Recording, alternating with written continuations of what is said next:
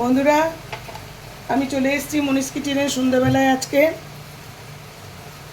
সবাইকে জানাই good evening. আমি এখন চাপলি কাবাব বানাবো। চাপলি কাবাব বানানোর জন্য আমি চিকেনটাকে, এই যে চিকেন রেখেছি 500 চিকেন। এই চিকেনটাকে স্ম্যাশ করেছি, দিয়ে চিকেনটাকে এখন রেখেছি। এইবার নেক্সট প্রসেস, তেল গরম হয়ে গেছে। এইবার আমি একে একে পেঁয়াজগুলো দিয়ে দেব আর কতগুলো রসুন দিয়ে দেবো।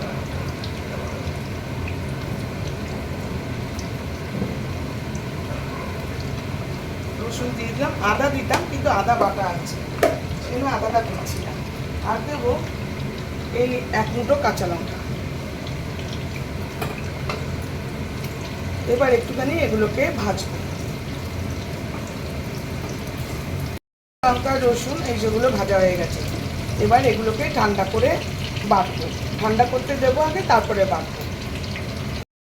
চিকেনটা যে স্ম্যাশ করে রেখেছি তার মধ্যে পরিমাণ মতো নুন দিয়ে দেবো, তারপরে লঙ্কার গুঁড়ো দেবো,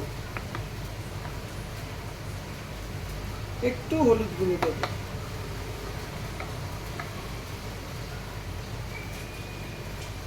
ধনে গুঁড়ো অল্প দিলাম, আর কিছু দেবো না। আর দেবো একটা মশলা, যেটা কিনা আমি কুড়ে রেখেছি।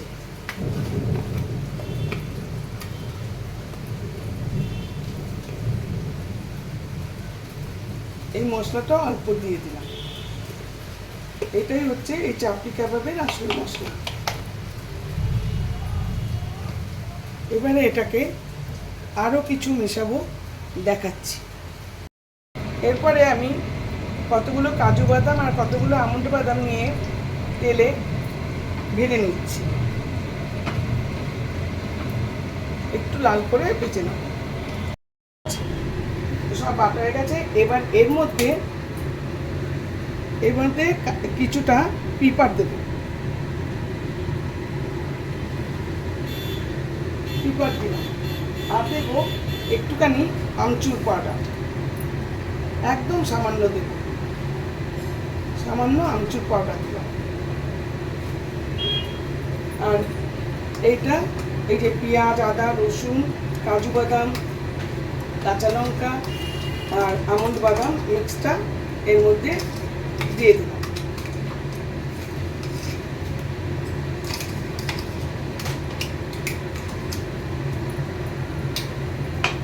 এবারে এটাকে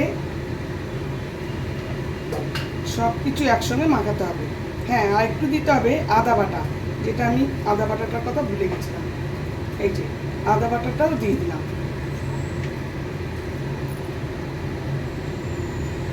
আদা বাটাটা দিয়ে দিলাম,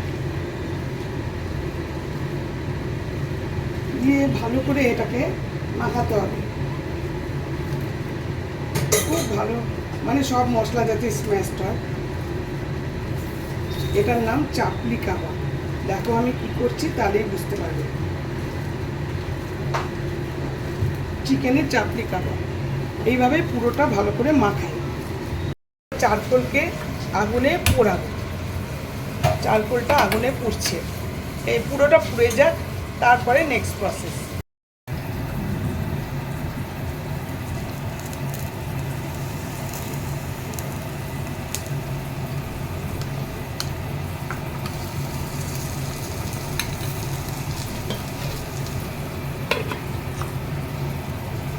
যে ঢেকে রেখেছি, এখন 5 মিনিট ঢাকা থাকবে।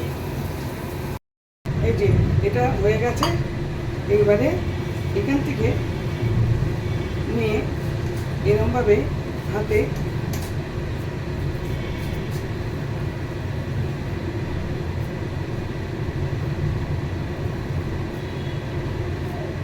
এবং চ্যাপটা চ্যাপটা করে গালুটি কাবাবের মতো গ্যাস কমিয়ে বসিয়ে রেখেছি। আমি এই দিতে থাকবো, এভাবে বানিয়ে বানিয়ে না দিতে থাকবো। এই যে উল্টে দিচ্ছি এরকম।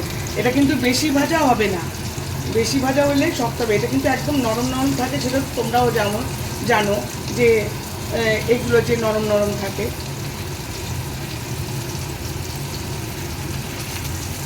আরেকদিন করে দেখাবো, দেখবে পরোটা দিয়ে ছোট ছোট পরোটা করব, আজকে আর সময় হলো না সেটা। এইভাবে প্রতিটা উল্টে দেবো আর সুন্দর করে আলতো করে ভাজবো, একদম অল্প তেল দিয়ে ভাজতে হবে। দেখো বন্ধুরা কি সুন্দর দেখতে হয়েছে। এই যে একটা পুচকে দেখো আমার জায়ের জন্য করেছি, ও খেয়ে টেস্ট করবে, দিয়ে বলবে কেমন আছে। বলছে আগে করে আমাকে একটা ছোটো মতো দাও, এই জন্য ছোটো মতো একটা করেছি। আমাদের তো এরকমই আন্ডারস্ট্যান্ডিং। তো কেমন লাগছে বড়? হেব্বি লাগছে গো খেতে। এই দেখো ঝোলটা তুলে দিয়ে দিয়েছি, খেয়েও রিভিউ দিচ্ছে। দারুণ হয়েছে, দারুণ। মোগলাই ডিশ। আমি কিন্তু এটা প্রথম করলাম, একদম সাকসেস। আর এটা বললাম একদম শক্ত করে ভাজবে না। ভালো হয়েছে বড়? দারুণ হয়েছে, পুরো আউদের গালতি খাবার। চিকেন বলো? চিকেন তো বটে, হ্যাঁ। তুমি মাটন দিয়ে ইচ্ছে হলে মাটন দিয়েও করতে পারতে। হ্যাঁ। আজকে চিকেন দিয়ে হলো তাই। এইভাবে সবটা করে নেবো। আর একটুখানি তেল দেবো, বেশি না, অল্প একদম। দেখছো অল্প তেল দিলাম, আবার বানিয়ে বানিয়ে দেবো। এই যে আরও কতগুলো দেখো, এইটা মানে উল্টে দিয়েছি, আরও কতগুলো করলাম। দেখো কি সুন্দর হয়েছে, আর সব তো রিভিউ দারুণ দিচ্ছে। দেখা যাক। আমার সব চাপলি কাবাব রেডি, বা গালোটি চিকেন কাবাবও বলতে পারো। পুরো একদম অনেকগুলো খাওয়া হয়ে গেছে, আর এতগুলো রয়েছে। এটা রাতে খাওয়া হবে। রাত প্রায় হয়েই আসছে, আমরা সবাই মিলে এটা রাতে খাবো। তার সঙ্গে অন্য ডিশও আছে, তা কিন্তু এটা স্টার্টার হিসেবে খাবো। আশা করি তোমাদের খুবই ভালো লেগেছে। ভালো লাগারই কথা, তোমরা অবশ্যই ট্রাই করবে। আমি শীঘ্রই আসছি আরেকটি ব্লগ নিয়ে। Thank you for watching.